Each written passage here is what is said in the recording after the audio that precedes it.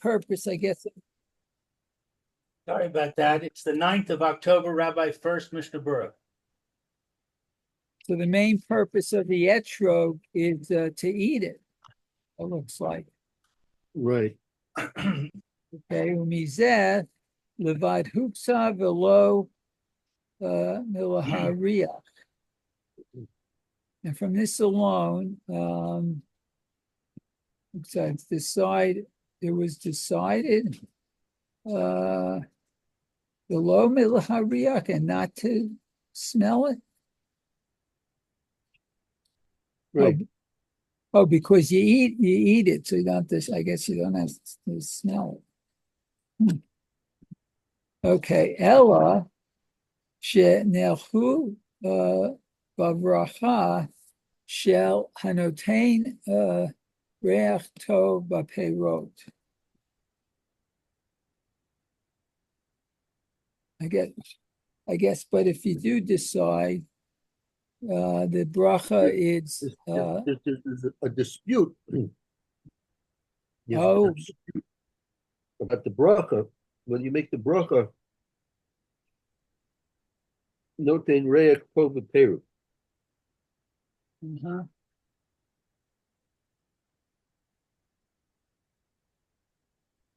Okay. The yesh omrim the kevan below avida recha mipnei shehu shel mitzvah ein mevarech alav. So what some say that since I'm not sure avida what avida is. Made for smell. The esrog is not made for smell. There are those who claim, since the esrog is not intentionally made for smelling, because it's really something for eating. Oh, okay. So that then Here in you this case, can't say the bracha on in it. this case, it's made for a mitzvah. Mhm. Wow. Okay. Okay. So then let's see. The Ein B'Veit Yosef B'Shem Harashba. Okay. So it's giving us some sources. The Yosef, the Rashba. Le'inyan Tanai in Machane B'Hadas. Ayin B'Siman Tafresh Samik Dalet. So what if you make a condition? Right. If you make a conditional statement about your hadas, where it helps, then allows you to make a bracha when you smell it. Ah, okay, that's also interesting. Okay, so bet, and this is go, didn't it? On it. Vafilu b'Shabbat. Oh, and even on Shabbat. Because on Shabbos, we don't take the esrog, right? Yeah, it's considered muktzah, isn't it, or not? Oh, so we'll see about that, whether in terms of Shabbos or the Dalet meaning considered muksa. Oh, okay. Set aside, according to the basic understanding, if they're set aside for the mitzvah, you have no intention of using them on Shabbos, they should be mitzvah. Mhm. Okay. Hagam de'ein notlin b'Shabbat. Also, I forgot. Oh, you can't even take it on Shabbat. Right. Oh, okay. We don't take the out of medium on Shabbos. I hear. Well, I could sort of understand the lulav and the branches because you're not supposed to touch them anyway on Shabbat. But if a lulav, oh, I guess I'm sorry, an etrog. If an etrog is not designated for the mitzvah, can one use it then?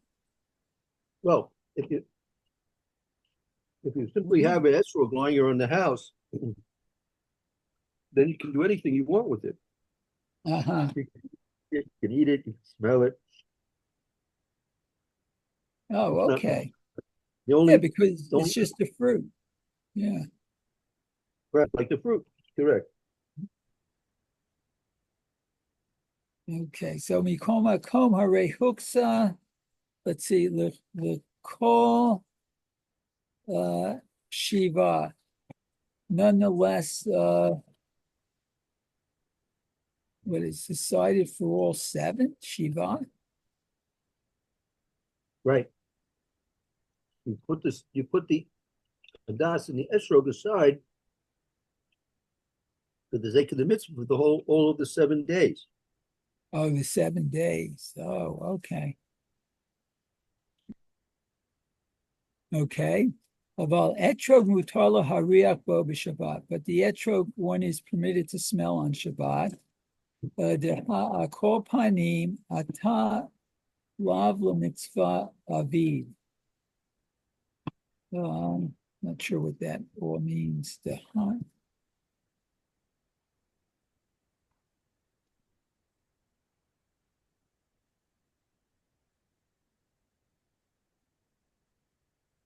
Because why? Because on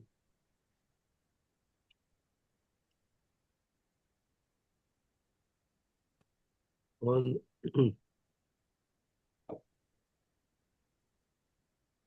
on Shabbos, the esrog is not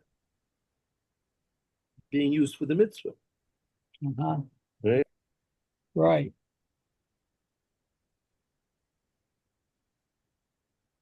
On the esrog, the hadas you cannot use on Shabbos, but the to smell from the hadas you cannot use to smell on Shabbos, but the esrog you can smell on Shabbos.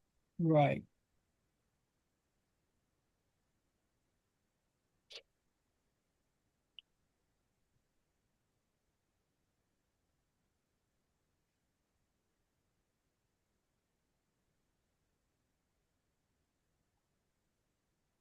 The Magen Abraham says because it's not for the purpose of the mitzvah. On Shabbos, yeah, the esrog is not going to be. There is no mitzvah on Shabbos of esrog and lulav. Uh-huh. Okay, very good. But So so let's the go. question is, well, why don't? So one question is, why don't you say the same thing about the hadat? Right. The hadas also is not being used for the mitzvah on Shabbos. Yeah, but I thought on Shabbos we're not supposed to touch wood Well, that'll or depend on. branches from a tree. Right. So you're referring to the lulav. Well, here the lulav is not considered to be a branch of a tree. If Well, if the branch has been cut off, you could actually use the branch. You could use the branch if you oh, want. you can? If it's cut off, yeah, it's cut off. Because I was under the impression, well, I guess like when I used to live in the States, there's a lot of old trees that dropped, the branches dropped off and stuff. And I Right. was told that you're not supposed to touch them. Well, that because a question of noiled. If it was attached before Shabbos and it fell off on Shabbos, is a question of muksa because of noiled. Oh, Right, but let's say you would take off. Let's say you have an apple tree and you got yourself 12, 12 apples on a branch, and you want to cut the branch off and bring the branch into your house. Then in theory, you could even dislocate the 12 apples on Shabbos from the branch, theoretically speaking. wow. Wouldn't you also have an issue of muksa on those branches that are laying on the ground because they're not prepared for use on Shabbos? Well, that's right. I mean, had they fallen on Shabbos, that's exactly the point. You weren't planning to use them for anything. They were still attached to the tree. No, but I'm saying even if they didn't fall on Shabbos, even if they fell before Shabbos, it's like a rock. It's just sitting there with no purpose. Right, so there's two things here. There's one that it's if it fell on Shabbos, it's muktzah because of noilet. Right, Even if if an apple will even fall on Shabbos, it's muktzah because of noilet, right? right, Even though it's but um but that would be that's a contrast. Let's say apples fell off before Shabbos and then lying on even lawn. So what the branches would be forbidden because you really have no use for them on Shabbos. As you said, they're like rocks. But the apple that fell off on Shabbos, even if you didn't designate it, would theoretically be permissible. There might be other considerations you have to take into effect. For example, gathering things in the field is a separate issue. You can't gather things that are in the field on Shabbos.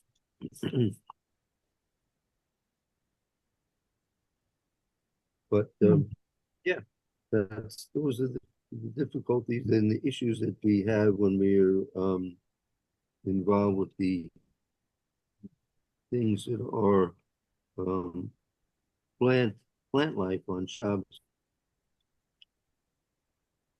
Wow. But here you have your lulav, you have your hadas, esroge, and your rabas. They're all been used for the mitzvah for the last several days. Tomorrow, Shabbos is going to come, right? So you're not able to use them for the mitzvah because there's no mitzvah, but they don't necessarily become muksa.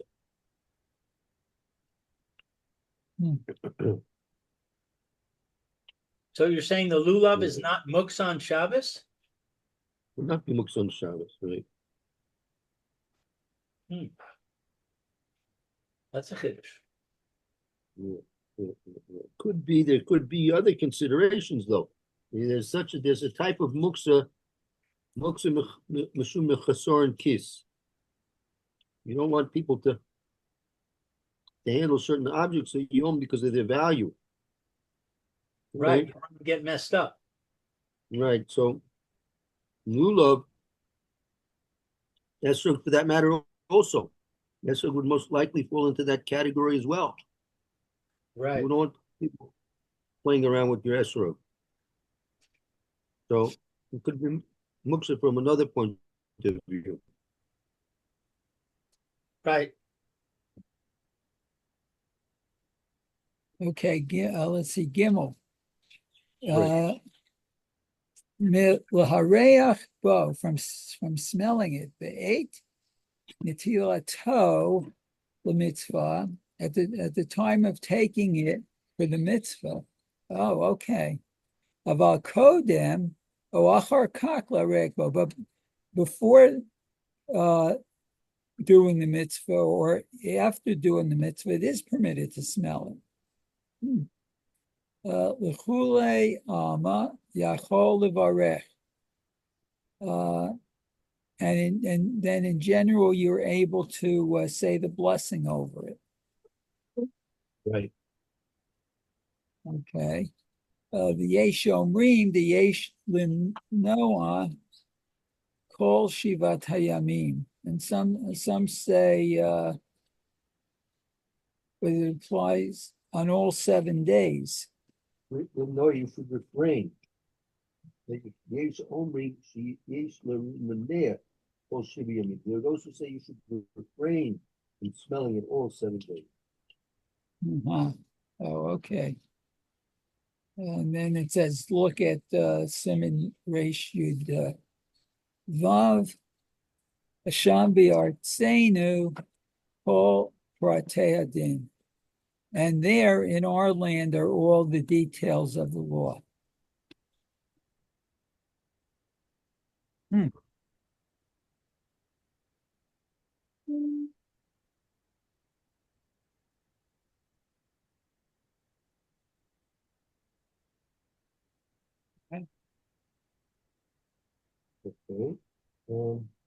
That'll bring us to Yeah, I'm going to have to get my plug. I'll be right back. Sure.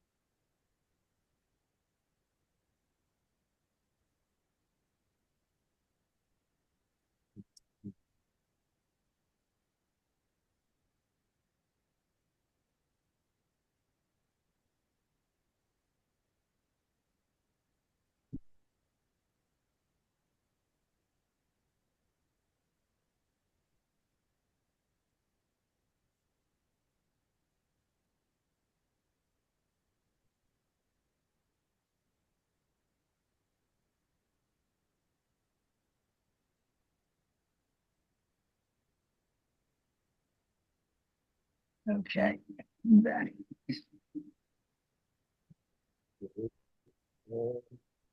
Here, we're gonna jump now, jump now to the next Simon, Tuck Race Mundala. What are we doing now? Right, Tuck Race Mundala. Top race $1. Okay.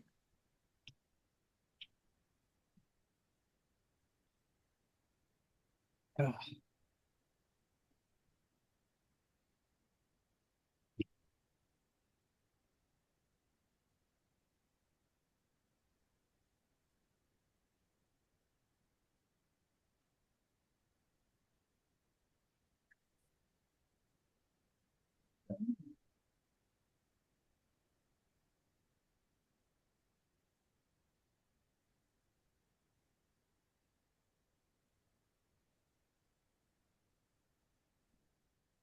can't, okay, sorry.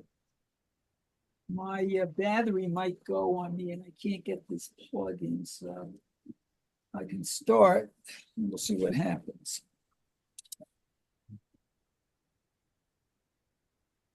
Okay, tough nun resh dalid. Yachol achzir halula b'mayim b'yom tov. Oh, so you can put the lula back in water on the yontiv. Mikabelet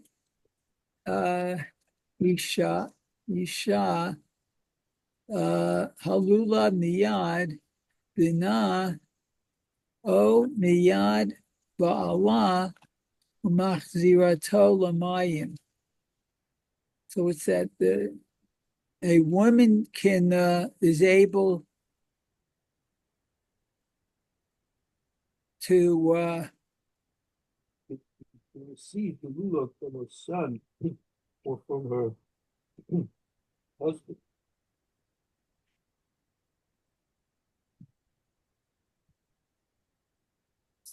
so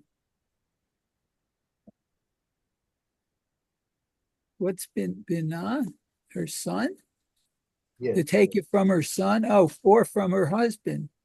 Oh, and put it in water. Oh, okay. Let's see. V'tosif alav mayim im tzarich, and one can add water to it if needed. Aval lo tachalif mayim, but you can't change the water.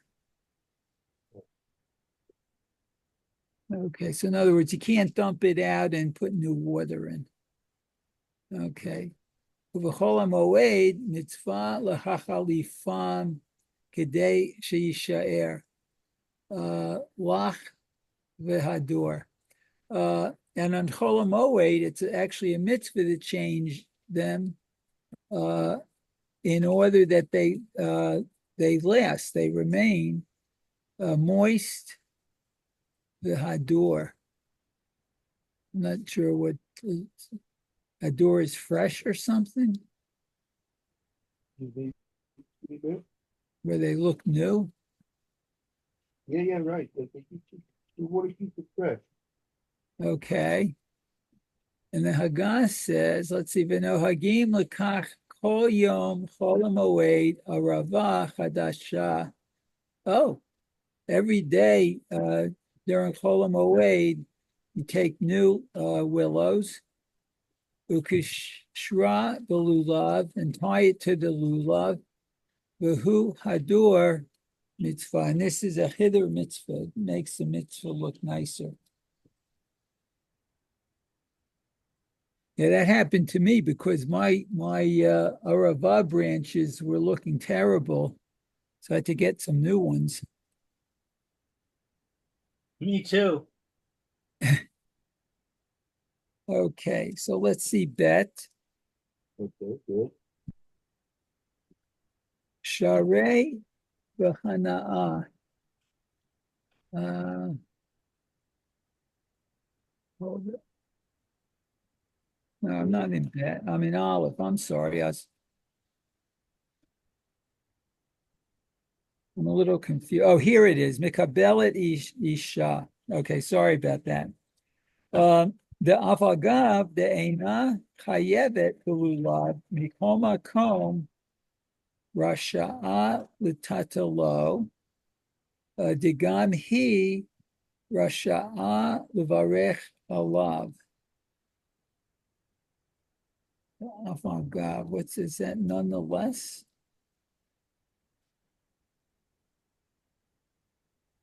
she's not able. Obligated. Oh, she's not obligated for the lulav.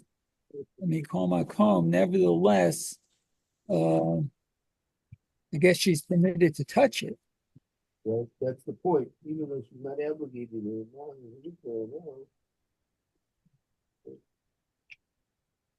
Okay, digam hi rasha alivarech alav. Does that mean she's also able to say a blessing over it? but the Gam he is also permitted to make a bracha.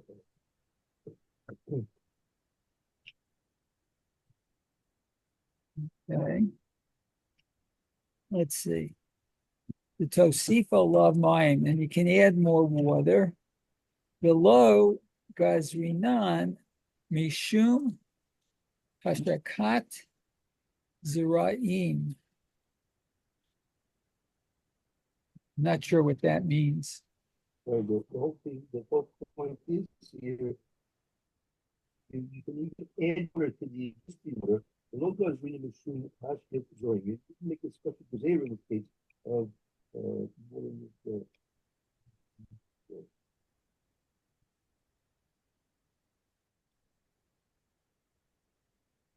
So therefore, you can add extra water to the existing water. Okay? Okay. Let's see. Aval lo tachlif. Okay, but you can't change it. The Torah, hu l'tikunei mana. The Torah. That's the busy one, Seth. Tircha.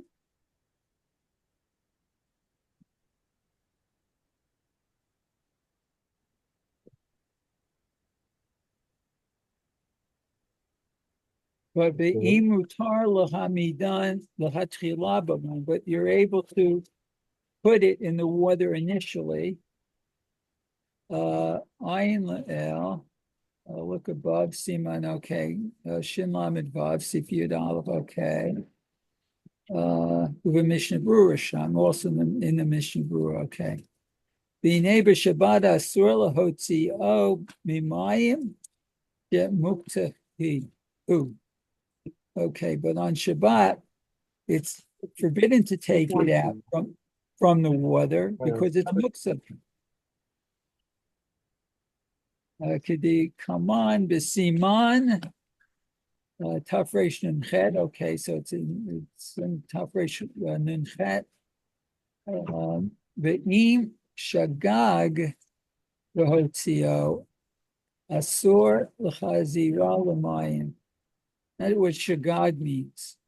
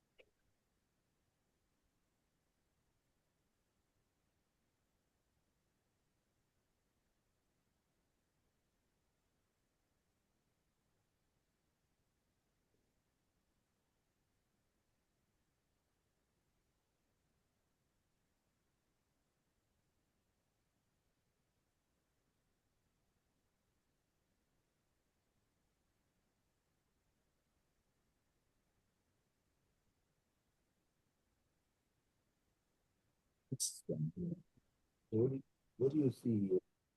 Well, I'm not sure what shagag means. the lulav becomes muksa. And so, but if a person by mistake took the lulav out of the water, can't put it back into the water.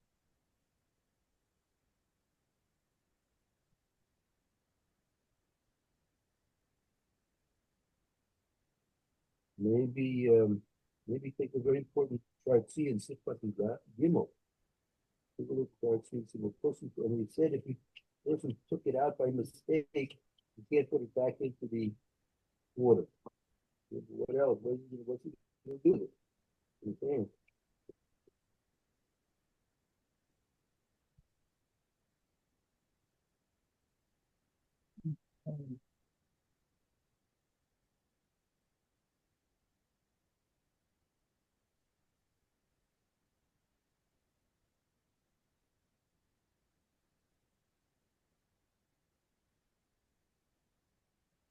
Just copy Gimel in the chart C. Have it Gimel.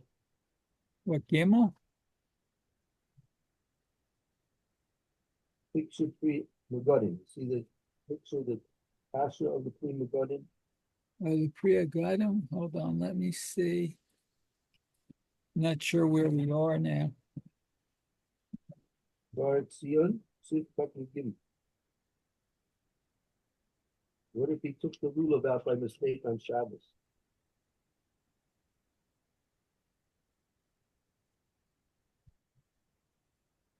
It's kind of noisy. I can't hear very well.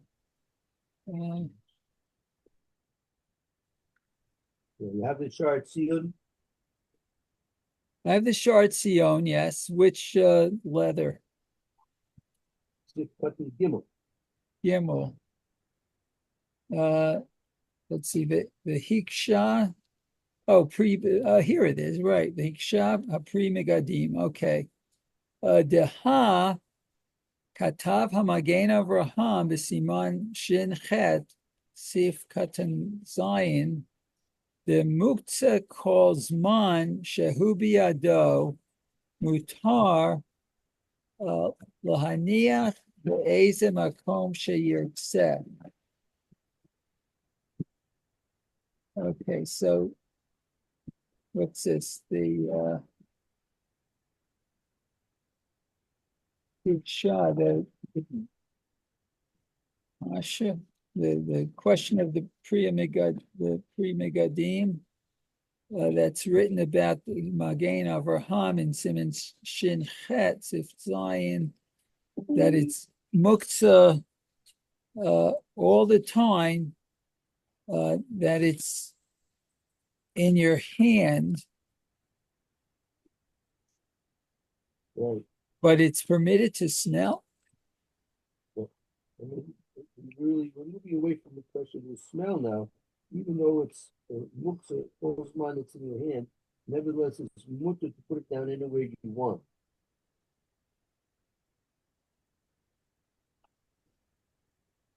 Teretz B'Vichurei Yaakov. Vichurei questions this. The Kevan, the halulav muktzah b'Shabbat, because the lulav is muktzah on Shabbat. Im kain, if so, also the water that it was in, muktzah, I guess, is also muktzah on Shabbat. Im kain shechozer, and if when he returns it, umeniach halulav, and places the lulav, the tochan, within it, arei metatel hamayim, one shakes the water. Oh, so you're not even allowed to do that. Wow. The shikishukan zehu taltulan. Shakach. Right. So the question is, meaning, Mishna said if a person by mistake took the lulav on Shabbos is really muktzah, so he shouldn't pick it up. But a person did pick it up on Shabbos, so now once it's in his hand, it's really permissible to put it in there where he wants. So why can't he put it back into the water? The Mishna explains, start seeing that's true, meaning really, once he picked it up, now he can hold it and put it anywhere he wants. So in theory, he should be able to put it into the water, right? But Right. the problem is the water also is muksa. And if you're going to put the lulav back into the water, right, you're moving the water. Mhm. So that's something which is also to do. So you put it anywhere you want, but just don't put it into water. Maybe you could you put it into fresh water? I don't know. I'm not sure. He didn't go into that detail, did he? And so what put it into fresh water? Uh-huh. That's a question. That is a question.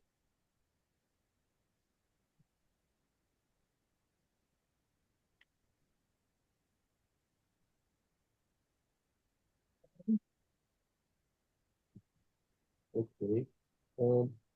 That's the point. Um,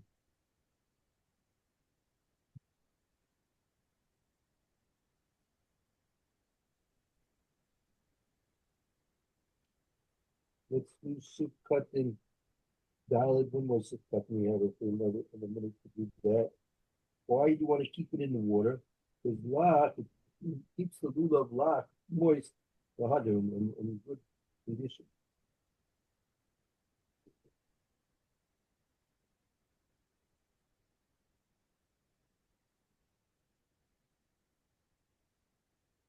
Sukkot Daled in Minister, you see that there, man? Yeah, I'm not sure where we are again. In preparation in Daled, Sukkot in Daled. Dalit? Oh, lock the hadar. Okay, so moist and fresh. Uminhag kasher v'tov v'tein lulav arava b'mayim. Oh, the minhag, a tradition, um, and it's okay and good to put the lulav and the arava in water. Shalom yivshu, so it shouldn't dry out. Okay. Ulakashara balulav. I'm sure where is that?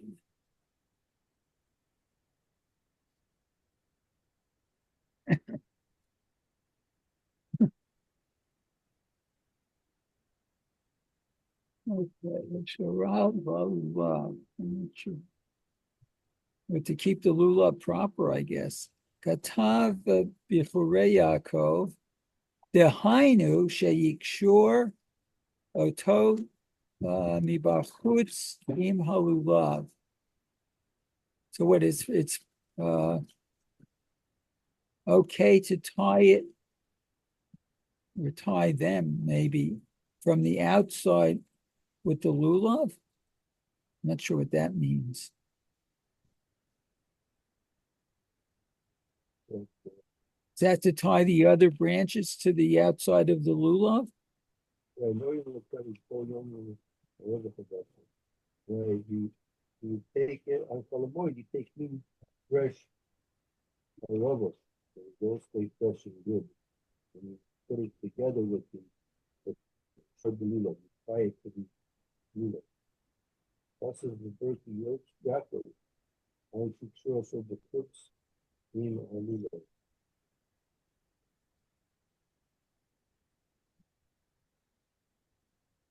Oh, okay. Okay. Shetochavin Kabi Eged, so that it's all together. It's all one. It's the Kavar Kara Tigar Min Hagzeh Eliyah. Okay, and this is already we call this Tigar.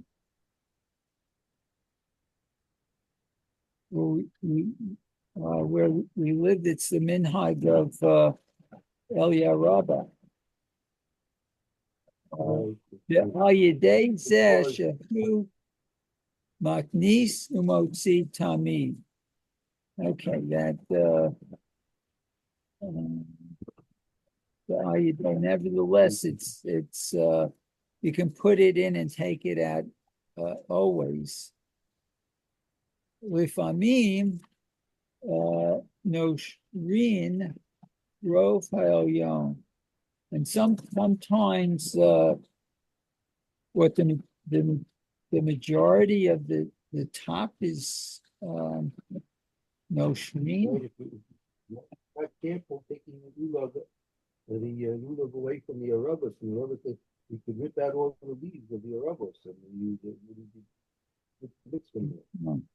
You have to be careful how you tie it on. Mm-hmm.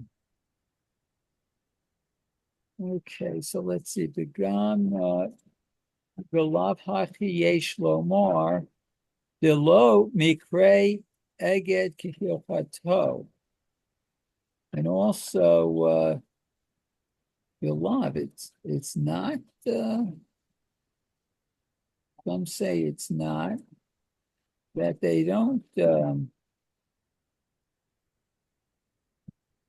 make it as one as it says, as the law says, the ein zeh kesher mamash, because this is a kesher, a tying, a real tying of it.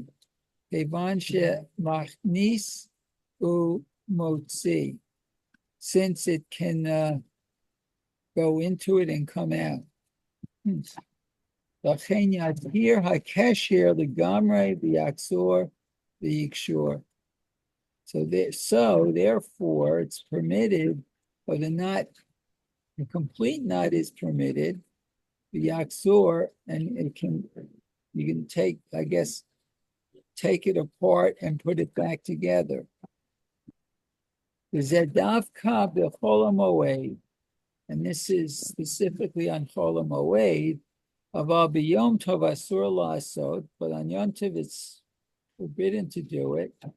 The asur likshor, because it's forbidden to tie on Shabbat. Okay. Very nice.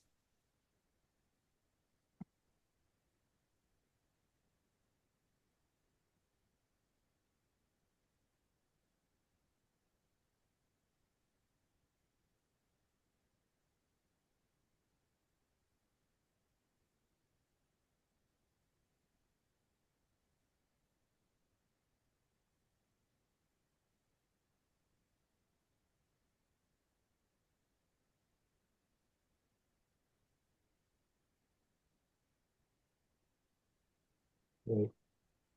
Okay, so that's the point. You're kind of stuck from both points of view. On one hand, if you don't really tie it in, it's not considered attached. On the other hand, if it's tied, you can't tie it and untie it on Yom Tov or Shabbos for that matter. Right. Because it's also to make a knot on Shabbos or particular on Yom Tov. So you have to put it in a way secure and considered tightly fastened and attached, but nevertheless, if you can't undo it, if you made yourself a real knot. Wow. Okay, very good. So fine, Mitzvah Shem tomorrow we'll continue 10:30 tomorrow, 10:30 Mitzvah Shem tomorrow. 10:30 tomorrow. Okay. Hopefully I'll be able to make it. Great. Okay. Have a good moed. Thank you, Rabbi. Shkoyach Meir. Go to you, Liv. Be well. Bye-bye. Okay, bye now.